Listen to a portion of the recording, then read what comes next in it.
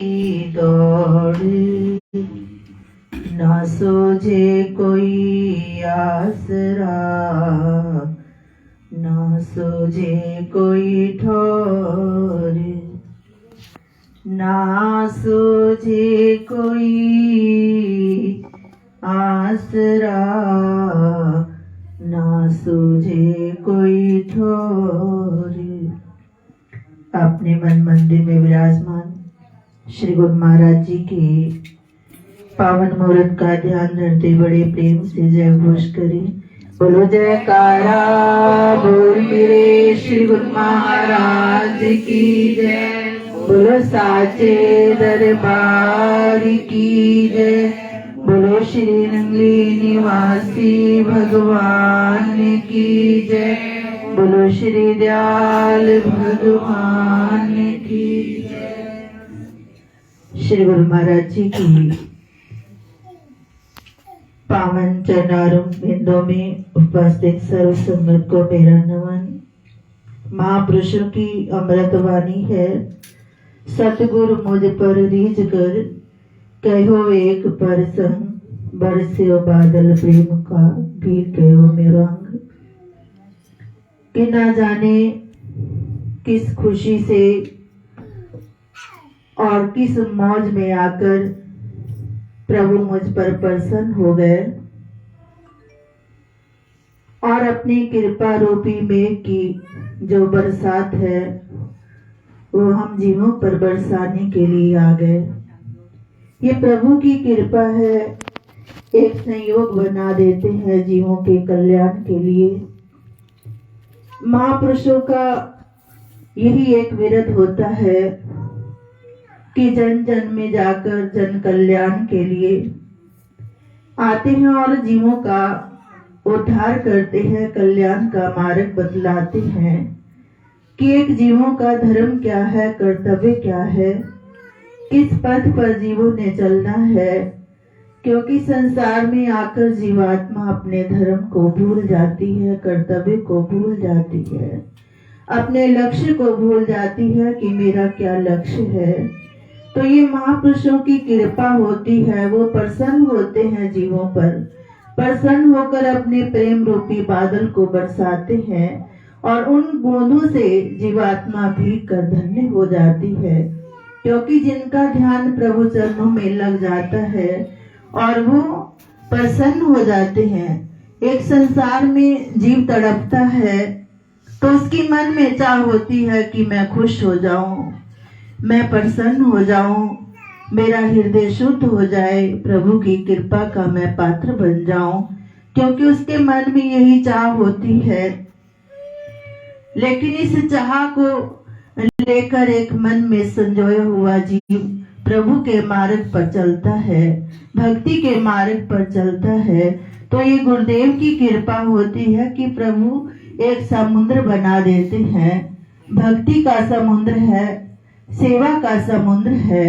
क्योंकि गुरु घर में एक सागर होता है, जीव उसमें आती है और गोते लगाती है।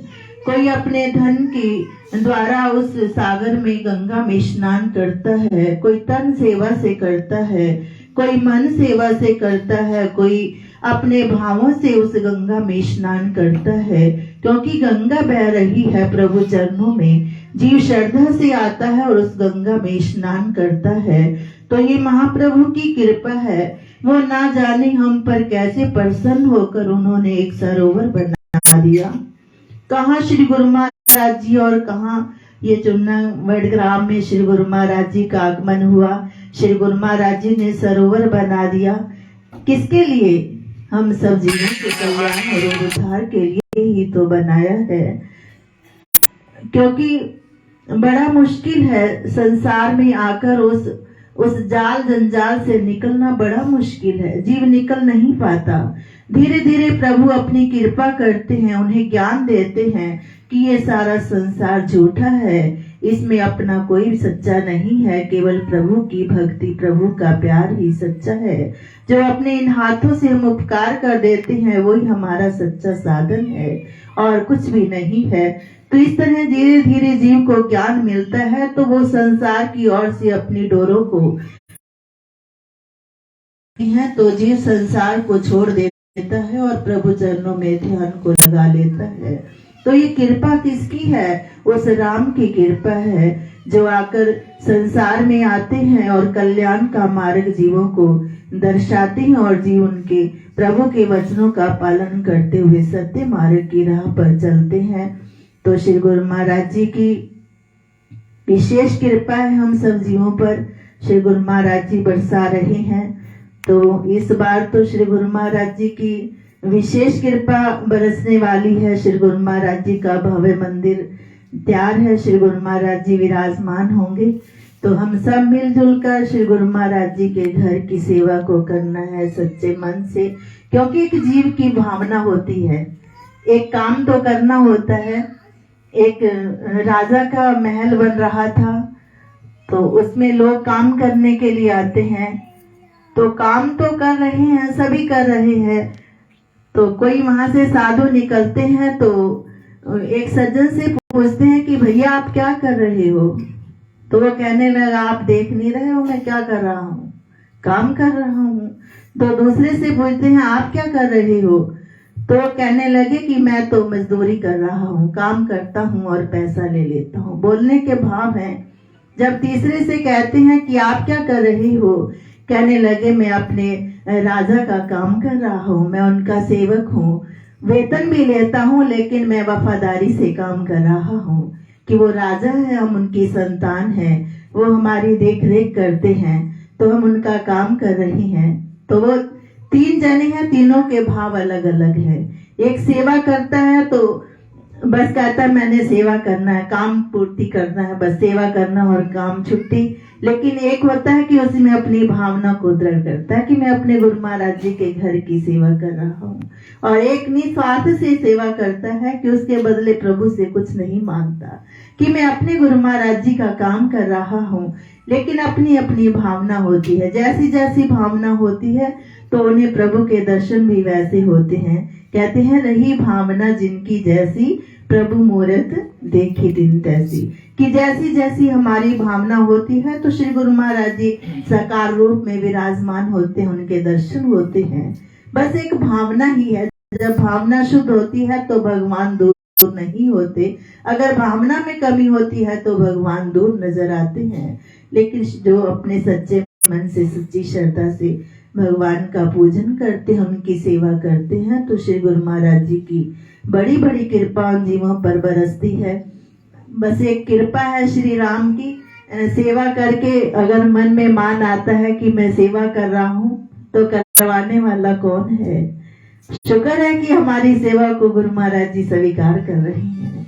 धन्य भाग हमारे हैं कि जो हम सेवा कर रहे हैं श्री गुरु महाराज जी ने उसे स्वीकार कर लिया।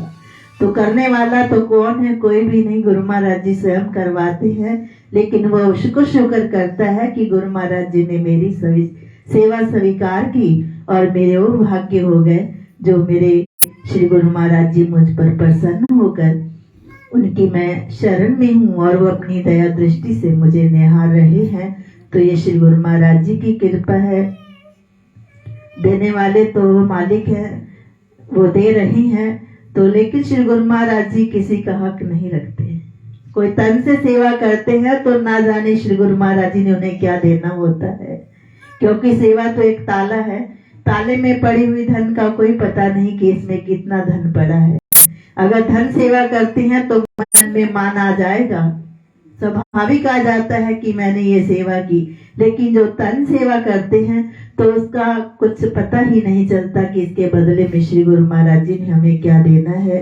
और वो एक ताला है, ताले में पड़े हुए धन का कोई अनुमान नहीं लगा सकता। तो सदा सच्चे मन से सच्ची श्रद्धा से श्री गुरु घर की सेवा सौभाग्य से जीवों को मिलती है। तो श्री गुरु महाराज जी की बड़ी कृपा, यहाँ संगत तो बड़े चाव भाव से श्री गुरु महाराज जी के घर की सेवा करते हैं। तो बस यही श्री गुरु महाराज जी बच्चों की सेवा को स्वीकार करें और अपने भक्ति धन से सबको मालो माल करें। यही श्री गुरु महाराज जी के चरणों में प्रार्थना है। प्रभु हर पल हर शनाब जी की दया बरसती रहे। और ये जो वार्षिक भंडारे का आयोजन है श्री गुरु महाराज जी की कृपा से और शिव मंदिर का उद्घाटन भी है, तो श्री गुरु महाराज जी अपनी दया से सारी सेवा कार्य निर्विघ्न संपूर्ण कराए और सबके मन में श्री गुरु महाराज जी चाव भाव भरे और सब सच्चे मन से सच्ची श्रद्धा से गुरु घर की सेवा को करके अपने सौभाग्य, क्योंकि श्री गुरु महाराज जी तो इस समागम में हीरे रत्न बिखेर देते हैं, लेकिन उन हीरे रत्नों को बटोरना तो जीव ने अपनी भावना से होता है। वो तो खुले बड़े हैं, लेकिन लेने वाले पर निर्भर होता है कि उसने किस भाव से उन हीरों को बटोरना है और अपनी झोली में उस धन को डालना है। कोई आते हैं तो 1 मिनट भी चैन नहीं लेते, लग जाते हैं सेवा में, क्योंकि उन्हें पता है कि सेवा में सारा कुछ समाया हुआ है। वो लूटते हैं, कहीं धन पड़ा होता है तो कोई कहता है लूट लो, तो दोनों हाथों से उठाते हैं कि आ जाए हाथ में जितना आना है।